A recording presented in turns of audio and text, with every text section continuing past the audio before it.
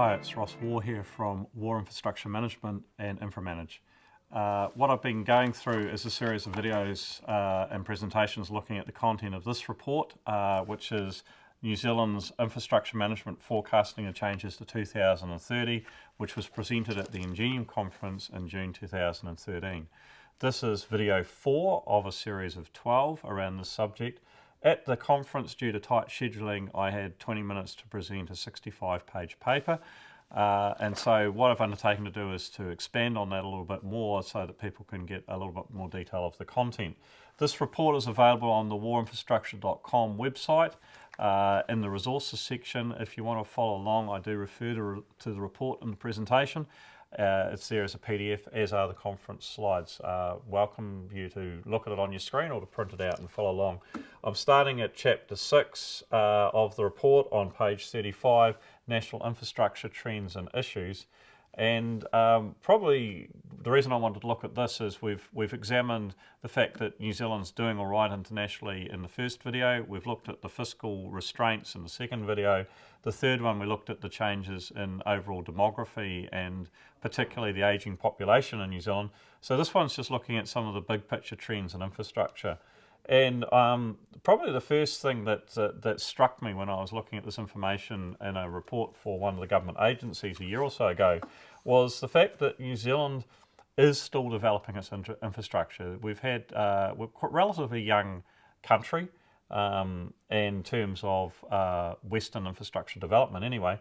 And one of the things that really strikes me when I look at the data on the slide that's beside you at the moment is simply the lack of expressways in New Zealand. We haven't built a lot of expressways. We've done a little bit, some in our major cities, Auckland, Wellington, Christchurch. There's some in Tauranga now and a little bit in Dunedin. And starting to build some in around Hamilton or just finishing off that.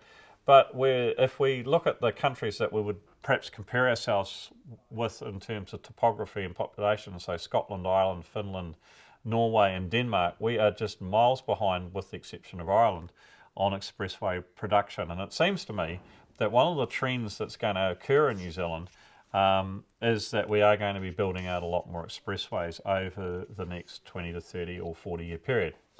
And we've actually had a program that's come in place with the last government, with the change of government, so it's been going now for 5 or 6 years, called Roads of National Significance. And it's been politically an area where there's been a lot of political pushing around.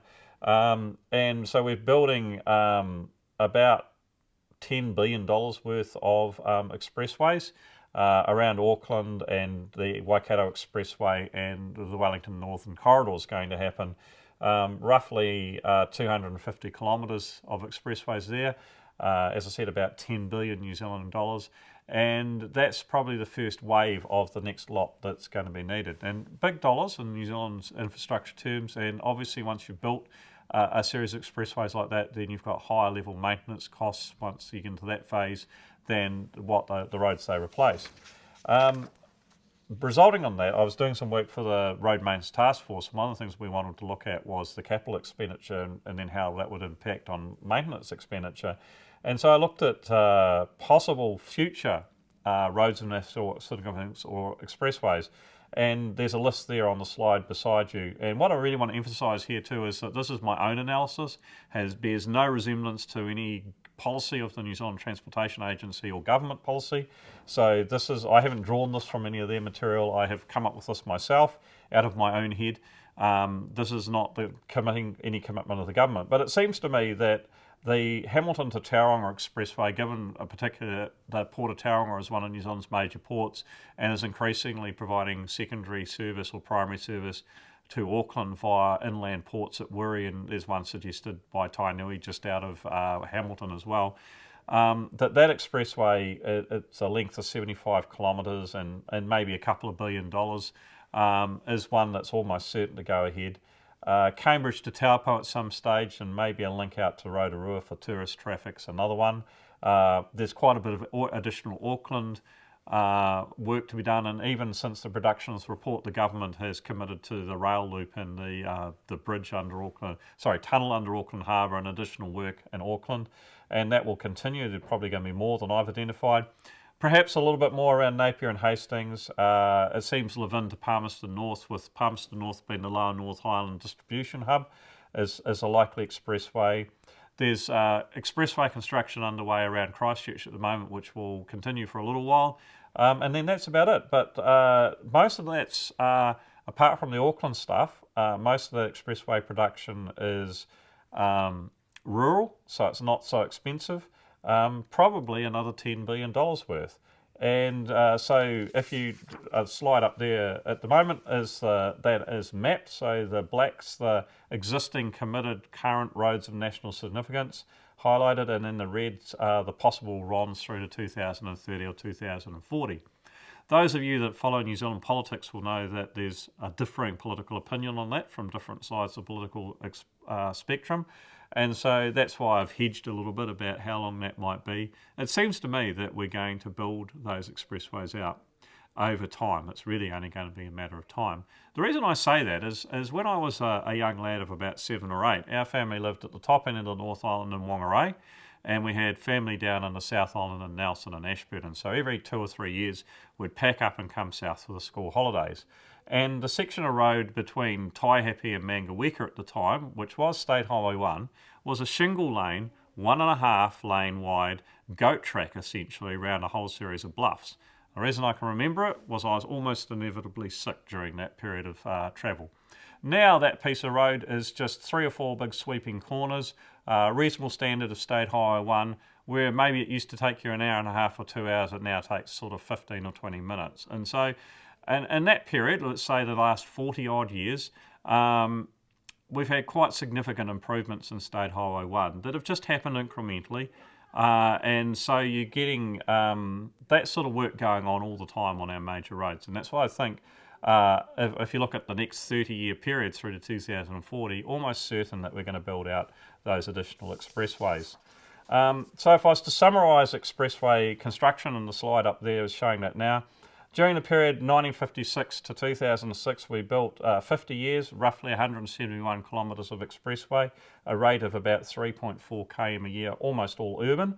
In this period 2006 to 16, we've got a 10-year period, 39 kilometres of planned expressway, around about 3.9 kilometres a year. That's a mix of rural and urban. And I think out to 2040, a period of 24 years, we've got another 342 kilometres of expressway, roughly 14 kilometres a year on average, I would say, mainly rural, so not costing as much. And so I think the thing is, at the big picture, there's quite a lot of significant national expenditure to carry on in this next 30 years around road construction. Clearly, there's going to be a lot of work around Auckland and congestion and mobility, and that will include rail and old public transport alternatives and walking and cycling alternatives. There's also, I would think, going to be quite a bit of work around providing goods transit in and out of Auckland. So this is ports and airports, extensions to Auckland Airport and the airport zone. I would have thought maybe Northport up at Whangarei and Tauranga, better linkages, as well as ports of Auckland, so that we've got a bit of resilience in terms of our inward coming goods and out of goods for Auckland as it grows from its current 1.4 to 1.9 million population. And so the picture I want to paint here is that even though we've got, as we said in the previous 2 videos, fiscal restraint, and quite rapidly changing demography, we still have some quite strong drivers in our whole of nation economy, if you like, for quite a bit of infrastructure, major infrastructure expenditure, transportation, ports, airports, not to mention the stuff that's going on around Auckland just as its population continues to increase quite rapidly.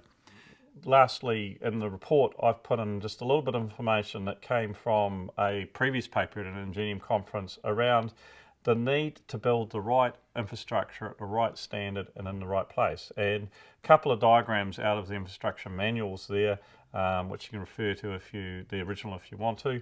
But simply you make most of your gains in your planning design phases and then construction phase. You've got to get that right. It's got to be the right stuff. It's got to be planned right. It's got to be built right for the right length of time. Once you've built infrastructure, you've locked in all of your long-going costs at that point.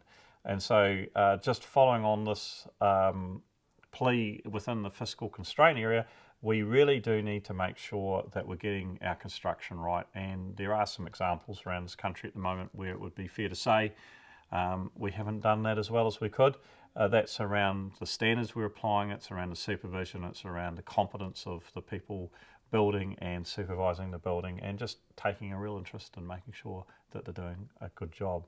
So that is that section. Thank you for coming along, for watching that, and we'll move on to the next one. Thank you.